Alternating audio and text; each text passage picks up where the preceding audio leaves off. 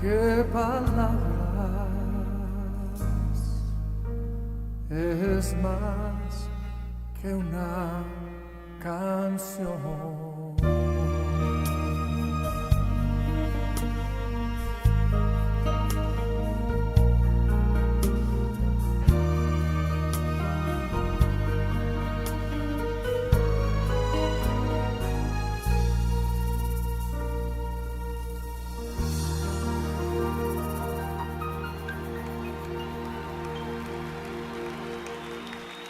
Estoy alegre, feliz, contento de ver a mi hijo. Hemos por lo menos acerca de 3 cosas que la Biblia habla acerca para agradar el corazón de Dios. La primera, ¿recuerdan cuál era?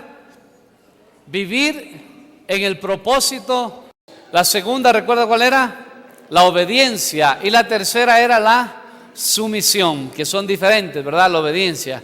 Y el día de hoy quiero hablar acerca de un hombre que la palabra de Dios dice que es un hombre, primero, que no es muy conocido.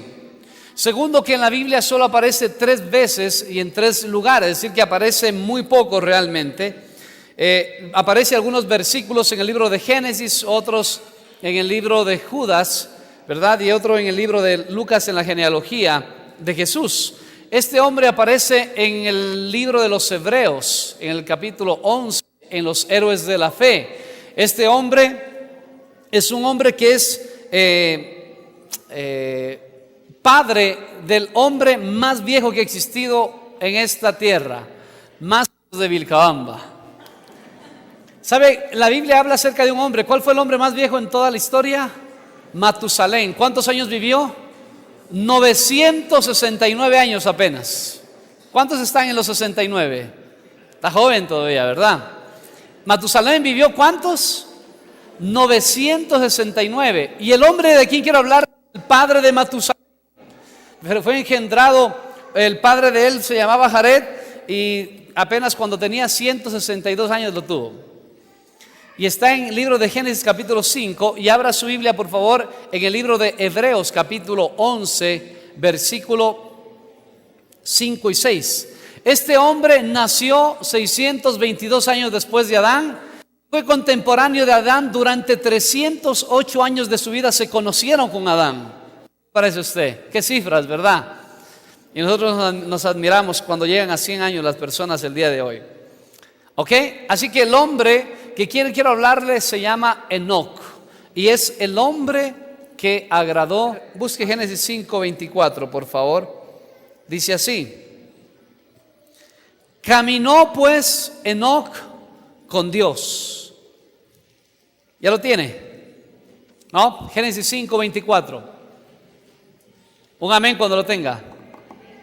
Dice, caminó pues Enoc con Dios. ¿Y qué le pasó? Y desapareció, porque le llevó Dios. Wow. Dice la palabra de Dios de este hombre Enoc que caminó con Dios, y Dios, ¿qué hizo? Se lo llevó, desapareció sencillamente. Cuando hablamos acerca de caminar con Dios, quiero decirle que pueden haber algunas formas o algunos matices cuando hablamos acerca de estas palabras, caminar con Dios. Cuando la Biblia habla acerca de la relación entre el hombre y Dios, habla acerca de caminar con Dios, pero también habla acerca de otras cosas como caminar ante Dios o delante de Dios. Génesis 17 habla acerca de un hombre llamado Abraham. La Biblia habla acerca de hombres que realmente fueron impresionantes en su relación con Dios. Uno de ellos es Abraham, que le quiero compartir rápidamente. Pero acerca de Abraham dice la Biblia que Abraham era amigo de Dios, que Abraham era una persona que cuando Dios iba a hacer algo decía: Dios, no puedo hacerlo sin contarle a mi amigo Abraham. ¿Qué le parece a usted? Dios no quería hacer nada. Es más, cuando iba a destruir Sodoma y Gomorra, dice la Biblia que Dios dijo: voy a avisarle, voy a decirle, voy a hablarle a mi amigo Abraham lo que voy a hacer. Y pasó por Abraham. Entonces Abraham y Dios tenían una relación muy buena, pero la Biblia no dice que Abraham caminó con Dios. Dice que Dios le dijo a Abraham, Génesis capítulo 17 versículo 1, le dice la parte última del versículo, dice: anda delante de mí y sé perfecto. ¿Qué le pidió Dios? Que andara delante de él. No le dijo camina conmigo, le dijo anda delante de mí y sé perfecto.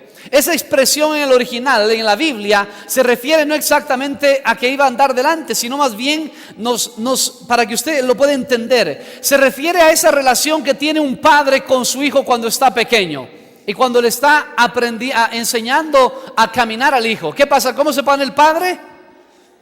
¿Verdad? Lo coge de las manitos y comienza a hacerlo caminar, o si no de adelante, ¿no es cierto? Lo coge así, comienza a hacerlo caminar y de repente lo suelta un poco y cuando el niño se quiere caer, ¿qué hace el padre? Lo tomar. Ese es exactamente lo que Dios le dice a Abraham. Anda delante de mí, pero yo te voy a conducir. Habla acerca, para entenderlo entonces, de una relación familiar de padre a hijo, pero de un niño pequeño en donde Dios protege a esa persona. Cuando Dios le dice a Abraham, anda delante de mí, sé perfecto, entonces está hablando de andar delante de Dios. Pero escuche esto, por favor. La expresión caminar ante o delante de Dios es una forma de demostrar el cuidado providencial de Dios sobre una persona. Le está diciendo, yo te voy a cuidar, yo te voy a guardar, yo voy a ser como un padre delante de ti. Pero caminar delante de Dios o ante Dios no es lo mismo que caminar con Dios. Y a mí me imagino que usted lo está pensando. Bueno, una persona camina ante Dios o delante de Dios como le sucedió a Abraham cuando caminaba sin culpa por lo que había hecho en Génesis capítulo 16, que se había metido con su concubina, porque tenía una entrega total con él, porque era una persona fiel, porque era una persona que estaba sumisa a la voluntad de Dios, que tenía rectitud de corazón. Y también, ¿sabes qué? Se dice de otra persona, nosotros admiramos mucho. Yo admiro a Abraham, claro, admiro a David. Primera de Reyes 3:6 dice que David caminaba delante de Dios, pero es la misma expresión. Y escuche, hermano, hay personas en la Biblia que me impresionan, pero le voy a decir que no es lo mismo caminar delante, que aunque se dice del amigo de Dios que era Abraham y se dice del hombre que tenía el corazón de Dios, no se dice eso de Enoc. De Enoc se dice otra cosa. Y le voy a decir algo, que se dice algo más grande que lo que se dice de Abraham y de David juntos. Hay personas que caminan delante de Dios, pero claro, son como niños espirituales que todo el tiempo tiene que Dios estarlos, ¿verdad?, cubriendo y protegiendo. La otra expresión que se puede usar es caminar siguiendo al Señor o caminar detrás del Señor. Esa es una expresión que realmente tuvo su contexto en unas religiones paganas, ¿verdad?, donde la gente ponía delante a Dios, entre comillas, o su ídolo, y lo seguían. ¿No es cierto? Es lo que dice Isaías, que la gente, ¿verdad?, va detrás de un Dios que no es. Aún también se dice con respecto a la gente que seguía al Señor.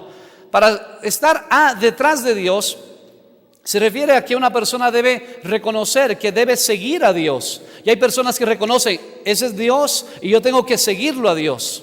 Pero es diferente caminar ante o delante y caminar detrás que caminar con. La Biblia dice de Enoc, no dice que caminó delante, no dice que caminó detrás, dice que caminó ¿qué? Con Dios. Y eso habla acerca exactamente de lo que hacía Enoc. Por lo tanto, quiero decirle esto, que la relación más estrecha que tuvo Dios en toda la tierra no fue ni con Abraham, ni con Moisés, ni con David, fue con Enoc. Y por eso yo he comenzado a ser admirador de Enoc. Porque yo he admirado un montón de gente en la Biblia. Admiro al apóstol Pablo, a David, a Moisés, a Abraham. Pero ahora que me he metido un poquito con Enoc durante estas semanas, me he dado cuenta que Enoc es el hombre a quien nosotros deberíamos ver para que sea nuestro ejemplo. Recuerde usted lo que pasó con David o con Moisés o con el mismo Abraham. Pero de Enoc solamente se dice que caminó con Dios. Y esto es muy necesario entenderlo. Entonces la persona ya no camina delante o detrás de Dios, sino que camina con Dios a su lado. Y eso se refiere no a un asunto místico. Oh, voy a caminar con Dios todos los días, voy a pasar orando todo el día, pastor. No. La expresión caminó con Dios se refiere a que no caminó y realizaba su vida cotidiana con Dios. Que cuando salía de su casa salía con Dios. Cuando iba al trabajo salía con Dios. Cuando regresaba a la casa regresaba con Dios. Estaba con su esposa pero también estaba con Dios. Estaba con sus hijos pero estaba con Dios. Se refiere a toda la vida de Enoc. No a un misticismo espiritualoide que le sale una coronita aquí y le sale alas, sino se refiere a toda la vida diaria de Enoc. Wow. Y esto sí es, hermano, lo que yo quiero que usted pueda entender. Que caminar con Dios no significa exactamente que sea una persona espiritualoide de otro planeta. Enoc caminó con Dios después de haber hecho todo lo que cualquier hombre hace, de hacer todo lo que cualquier persona pudiera haber hecho en esta tierra. La frase entonces describe a Dios como un compañero de vida, como un compañero de travesía, no solamente un momento cuando estás orando o solo cuando estás adorando. Es parte necesaria, importante, fundamental en la vida cristiana. Pero caminar con Dios presupone entonces la existencia aún de un camino, de un sendero, el que Dios traza para que las personas no solamente estén con Dios cuando, entre comillas, venimos a buscarle. Habla acerca de un estilo de vida. Caminar con Dios habla acerca de ¿qué? De un estilo de vida, de una forma de hacer las cosas. La Biblia habla acerca de que Enoc caminó con Dios. Y tal vez suene obvio lo que voy a decir, pero es que eso significa entonces que Dios, en que tú tienes que creer y ponerte de acuerdo con Dios para que las cosas salgan como Dios quiere que salgan. ¿A qué manera hay que creer? No a mi manera. Tal vez tú has tenido muchas oportunidades, como dice el mundo, entre comillas, ¿verdad?, para salir del camino de Dios. Me admira de Enoc que fue un hombre que no se habla mucho. Se habla más de Abraham, se habla más de David, se habla más de Moisés, se habla más del apóstol Pedro, el apóstol Pablo. Pero Enoc es el único que caminó con Dios. De los demás se dice, aún de Noé, en Génesis capítulo 9, se dice que Dios caminó con Noé. ¿Sí es diferente o no? Claro. Se dice en Génesis 37 hasta el 39 de que Dios estaba con José. Y es diferente, por supuesto. Es diferente que tú estés con Dios a que Dios esté contigo para bendecirte. ¿Quieres agradar a Dios? Hay que aprender a caminar con Dios. Y te voy a decir dos cosas para que agrades a Dios, para que puedas caminar con Dios. Primero es que este hombre llamado Enoc era un hombre que era un predicador. Busca Judas capítulo 14, por favor. Judas capítulo 14. Versículo, sí, solamente hay un capítulo. Era para ver si sabían. ¿Ya lo tiene? Solo tiene un capítulo, Judas. Antes de Apocalipsis está el libro. Es un libro de una hojita. Antes de Apocalipsis. Versículo 14, ¿ya lo tiene? Dice así: de estos también profetizó ¿quién? Enoc. Profetizó Enoc, séptimo desde Adán, diciendo: he aquí, vino el Señor con sus santas decenas de millares. Wow, vino el Señor para hacer juicio contra todos. Mire cómo les profetizó. Y dejar convictos a todos los impíos de todas sus obras impías que han hecho impíamente. ¿Contra quién profetizó? Contra los impíos. Y de todas las cosas duras que los pecadores impíos han hablado contra él. Estos son murmuradores querellosos que andan según sus propios deseos, cuya boca habla cosas infladas, adulando a las personas para sacar provecho. Te comparto aquí algo. Este hombre, dice la Biblia, que fue un predicador. Denunció el pecado a la gente. El tiempo en que vivió Enoc, te hago una pregunta. ¿Qué piensas tú sobre lo que te voy a decir? ¿El tiempo en que vivió Enoc era más fácil o el tiempo del día de hoy es más corrupto? ¿Cuál crees que es más corrupto, el de Enoc o el nuestro? A ver, ¿qué crees tú? A ver, ¿cuántos dicen que el de ahora? Muy bien, baje su mano. ¿Cuántos dicen lo de Enoc? ¿Cuántos no dicen nada?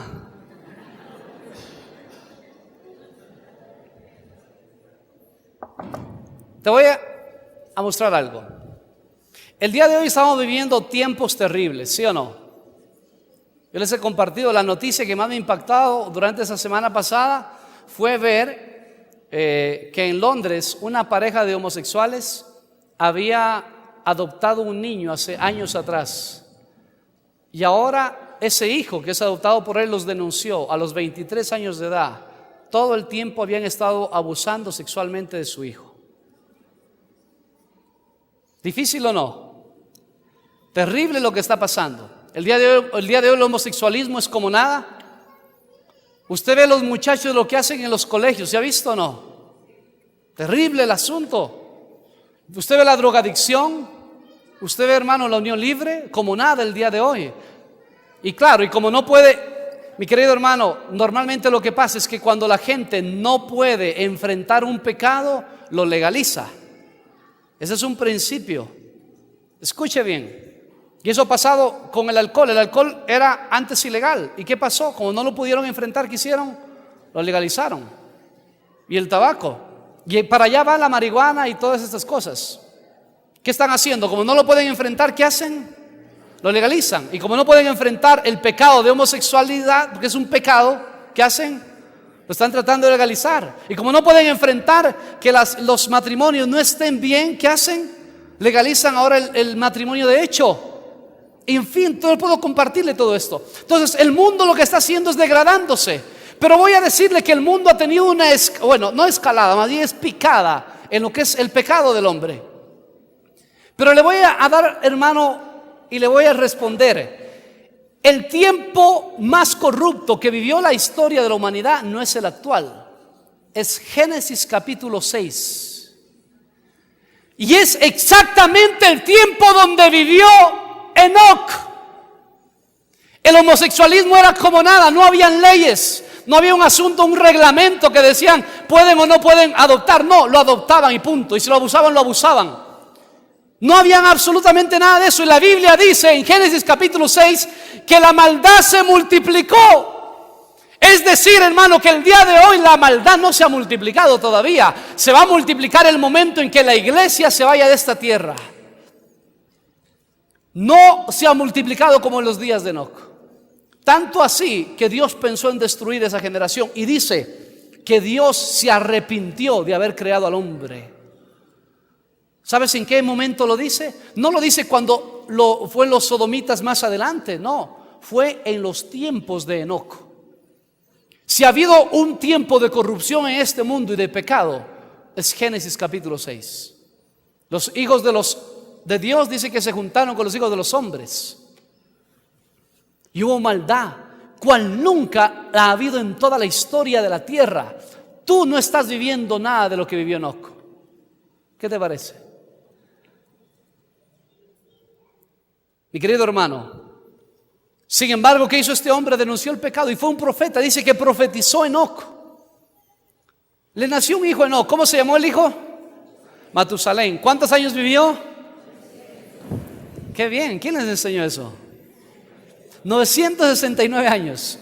Y dice la Biblia, hermano, escuche, que le puso por nombre Matusalén. La palabra Matusalén comienza a marcar la diferencia. Una persona que vive en santidad es diferente a la gente en todo aspecto. Enoc fue diferente a los hombres de su época, por supuesto. Él se apartó de la conducta, del estilo de vida de sus contemporáneos, ¿verdad? Que vivían en contra de Dios. Caminar con Dios exige entonces realmente una toma de una conciencia y una convicción en el corazón y un compromiso con Dios. De hecho, la amistad con Dios, caminar con Dios significa enemistad con el mundo. Santiago capítulo 4, versículo 4 dice, oh almas adúlteras. Así dice, literalmente, oh almas adúlteras. ¿No sabéis que el que quiere ser amigo del mundo se constituye enemigo de Dios? Es decir, que no se puede bailar con las dos al mismo tiempo. O con Dios o con el mundo. No se puede estar en dos aguas al mismo tiempo. Dice la Biblia que el que quiere ser amigo, es más, fíjese bien que no dice el que sea amigo, no, el que quiere ser amigo. Solo la intención y la convicción del corazón, el pensamiento que tengas, tiene que ver mucho exactamente hacia dónde tú te vas. Entonces, marcar la diferencia es parte importante dentro del creyente. Enoc no solamente fue diferente a la gente en su día, también los confrontó aún con un llamado al arrepentimiento, ¿verdad? Y a dejar sus vidas impías. Y cuando una persona camina de forma diferente, te aseguro que vas a ser el que te apunta en todo el tiempo. Cuando tú comienzas a caminar diferente, ¿qué dice la gente? Oye, esa persona como que es medio raro, ¿no? No sé si te ha pasado a ti. Esa persona es raro, es diferente. ¿Por qué no hace lo que nosotros hacemos? Y dice la Biblia, el apóstol Pedro, que a algunos les resulta, ¿sabes qué? Dice la palabra de Dios que les resulta extraño que no corramos tras ellos. Es decir, que cuando tú no haces lo que hace el mundo, a la gente del mundo le parece ¿qué? Extraño. Y si tú, hermano, no has tenido esas experiencias donde te dicen, hermano, cuéntame, ¿qué crees tú que haces? ¿Por qué eres así medio, no sé, diferente, para no decirte raro? Yo creo que tienes un problema.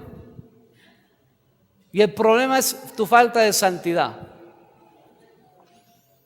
La santidad no está en las cosas externas, por si acaso. Yo hablo de una santidad vivencial, no una santidad de templo.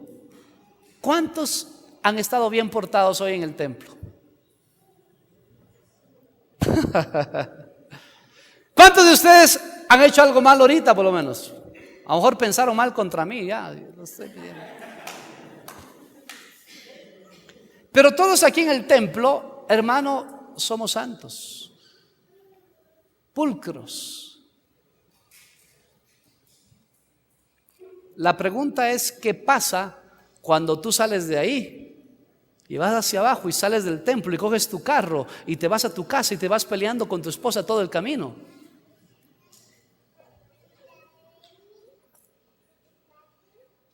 Entonces te estoy hablando de una santidad práctica, no de una santidad que es solamente una santidad ahí, ¿verdad? En los aires. No, es una santidad práctica la que Dios quiere. Dios está cansado, hermano. Hay gente que dice que la santidad está en la vestimenta, hermano. Delante de Dios te digo.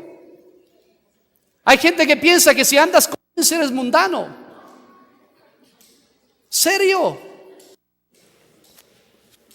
A mí una vez me dijeron, pastor, ¿qué? ¿Usted sí juega fútbol? Le digo, sí, cuando puedo, ¿no?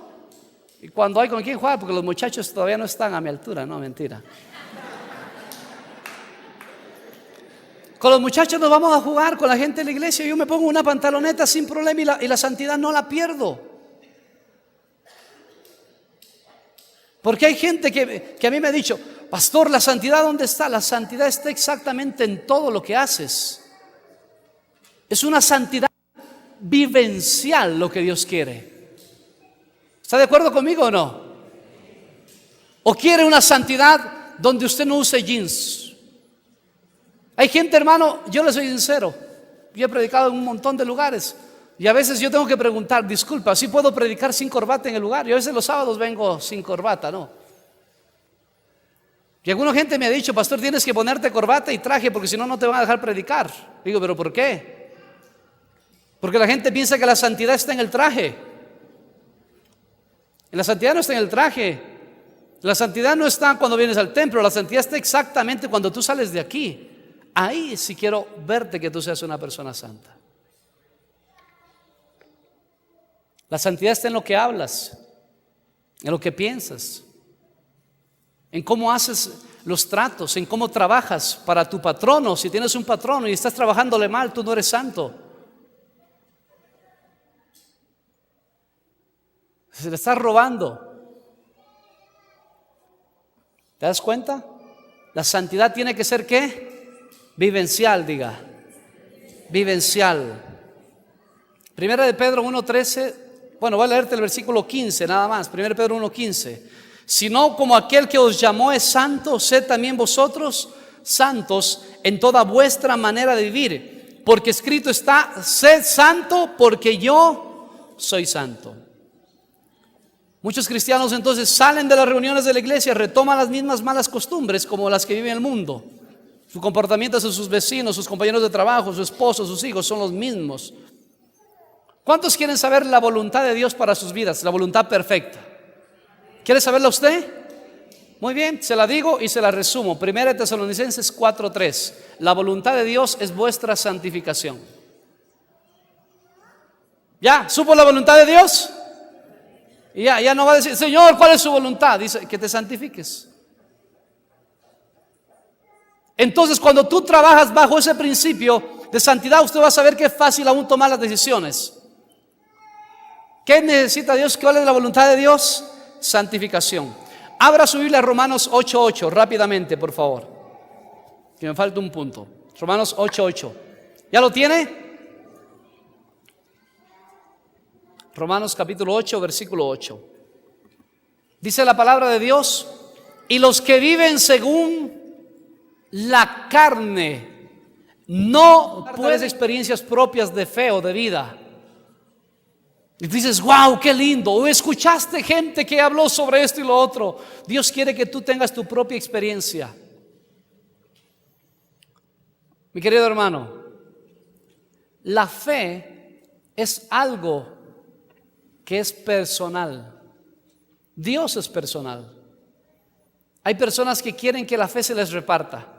Yo a veces hablo con los esposos de algunas damas que no vienen, que los esposos no vienen a la iglesia muchas veces. Y dice, no, pastor, yo estoy tranquilo así. Dice, ya, pues si es que viene Cristo, porque saben todo. No, si viene en Cristo, dice, yo me le cojo de la patita a mi esposo y ya me va llevando, dice. La fe no es, escúcheme esto, la fe es personal. Que habita en una persona y que luego puede habitar en ti es cierto, porque así lo dice el apóstol Pablo a Timoteo. Le dice que la fe que hay en ti, que habitó primero en donde, en Loida y Eunice, en tu abuela y en tu madre, que hoy habita en ti. Pero él tuvo que tener su experiencia de fe. Es como Isaac. Dice la Biblia que Isaac dijo el Dios de Jacob. Pero cuando él se encontró con Dios personalmente, dijo el Dios de Isaac y de Jacob. De Abraham, perdón. Y después le pasó a Jacob. Jacob dijo el Dios de Abraham, de Isaac. Pero como él no lo conocía, no podía decir mi Dios. Tenía que decir el Dios de mis padres. No tuvo una experiencia personal. Iglesia, todas las personas, y generalizo, todas las personas en el Antiguo Testamento que dijeron conocer a Dios, tuvieron una experiencia propia de fe. No era una experiencia prestada de alguien más. No vivían por fe prestada, por oraciones prestadas, por cosas prestadas. No, vivían por lo que ellos conocían a Dios. Necesitamos el día de hoy de que la iglesia, hermano, tenga una experiencia personal, cada uno de nosotros.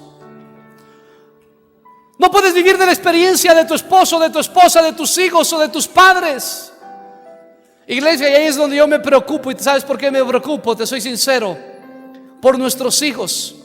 Porque nuestros hijos tienen que tener su propia experiencia con Dios. Yo tengo 2 hijas, pero ellas tienen que tener su experiencia con Dios. Yo no puedo prestarles mi experiencia con Dios. Y entonces busco a Dios y trato de agradarle, y trato de bendecirlas. Porque yo sé que ellas necesitan tener su propia experiencia con Dios. Tal vez tú estás aquí desde niño y no has tenido tu experiencia propia con Dios. Y ves a tus padres, sí, que son creyentes, y tú sabes los principios bíblicos y por eso estás aquí. Pero si no has tenido tu experiencia con Dios, tienes que clamar a Dios para tenerla. Porque la fe sin experiencia es muerta. La fe viva es una fe que experimenta con Dios. Y a veces no han tenido una experiencia con Dios profunda. ¿Sabes por qué? Sencillamente porque no se han decidido a creer, no han dado el paso. Estaba predicando en una ocasión en Bolivia, unos años atrás, y me invitaron a predicar a hijos de pastores. Y comencé a hablar, y cuando llegué exactamente al punto donde estoy ahora. Y yo les dije a ellos, porque yo sentí en mi corazón decirles, tal vez ustedes son hijos de pastores, pero nunca han hecho realmente su decisión de fe. Y saben cómo vivir, saben lo que es un hijo de pastor, saben lo que es ser creyente, saben lo que dice la Biblia, pero realmente a lo mejor nunca han conocido a Dios. Y ¿sabes qué? Le dije, y si alguno de ustedes quiere conocer a Dios, no se avergüence, porque todos debemos tener nuestra relación con Dios. Pero no puedes vivir de la fe de tu padre o de tu madre. Y cuando les hice cerrar los ojos, le dije, si alguno quiere conocer a Dios y aceptar a Cristo, pasen acá adelante. Bueno, tenían unos 80 hijos de pastor, me pasaron 60 adelante. no conozco a Dios. Y eso es sinceridad y eso es necesario, porque no nacer en una casa cristiana significa que tengamos hijos cristianos. Enoc, escúchame mi querido hermano, tuvo su propia experiencia con Dios.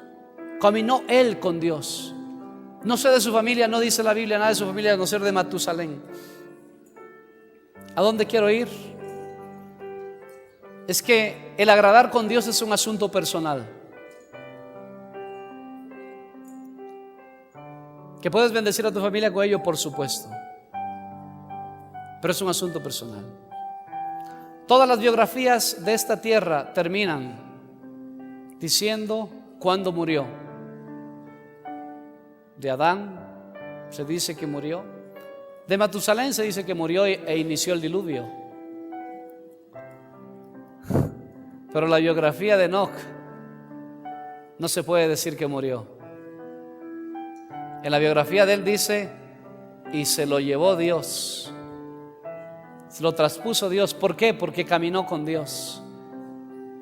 De todas las biografías, tal vez de Abraham podría decirse de Abraham. Abraham fue amigo de Dios, fue un hombre excelente, el padre de la fe, pero tuvo una mujer aparte de su esposa, de quien le nació un hijo llamado Ismael, y fue la desgracia de su familia. Discúlpeme que se lo diga así tan feo. De David, el hombre conforme al corazón de Dios, el rey que amó a Dios, que conquistó todo lo que Dios quiso, que cumplió las promesas de Dios, pero tuvo una mujer llamada Betsabé y le falló a su amigo y fue un hipócrita y un criminal. ¿Y dónde está David? Y murió lleno de días. Y podría decirte de Moisés, un hombre tremendo que renunció a todo lo que había en el palacio de Egipto. No sé qué se va a escribir en el epitafio de él.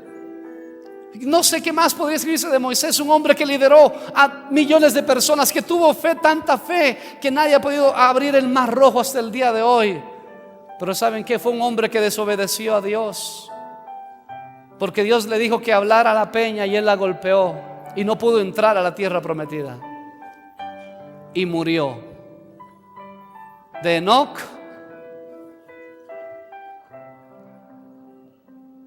del apóstol Pedro, un hombre de Dios tremendo, pero que lo negó al Señor, que fue un hipócrita.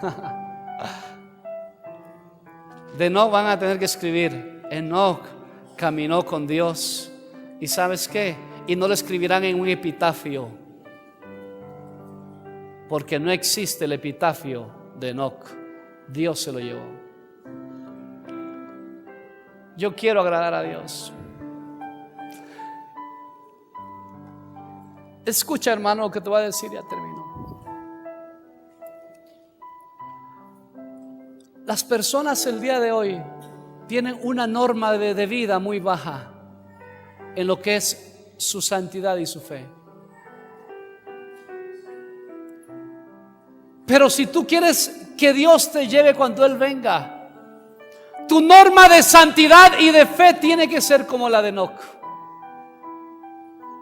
A él se lo llevó Dios y es muestra de lo que es la iglesia el día de hoy. Los tiempos van a seguir descendiendo, pero tienes el Espíritu Santo de Dios, es una ventaja que no la tenía Enoc. Tienes la sangre de Jesucristo, que no la tenía Enoc. Y aunque la tierra vaya descendiendo en su maldad, tú puedes crecer en santidad, porque tú eres el llamado a guardar esta tierra, a ser luz de este mundo. Mi querido hermano, la Biblia dice que sin santidad nadie verá al Señor. Nadie va a ir delante de Dios si no ha sido santo en esta tierra. Nadie. Sin fe, imposible que te encuentres con Dios. ¿Quieres agradar a Dios? Necesitas dos cosas: santidad y fe. Si estás aquí y has fallado a Dios y tienes que reconciliarte con Dios, ese es el momento de hacerlo. Si tal vez has estado viniendo a la iglesia durante tiempo, durante años, y realmente no has tenido una experiencia con Dios de fe, si siempre has venido aquí pero nunca has estado de acuerdo con Dios, siempre has estado, hermano, tú diciendo cosas y teniendo creencias propias y la religión tuya, que es la religión a mi manera, haciendo lo que quiere, hermano, tú necesitas arrepentirte y venir a Cristo. No hay otra forma de agradar a Dios. Yo te voy a invitar a que te pongas en pie, por favor. Y le voy a invitar a todas las personas que están aquí que cierren sus ojos. Que no haya nadie en este lugar, por favor, rápidamente, si tú tienes tal vez que reconsagrar tu vida. Palabras, porque es más que palabras,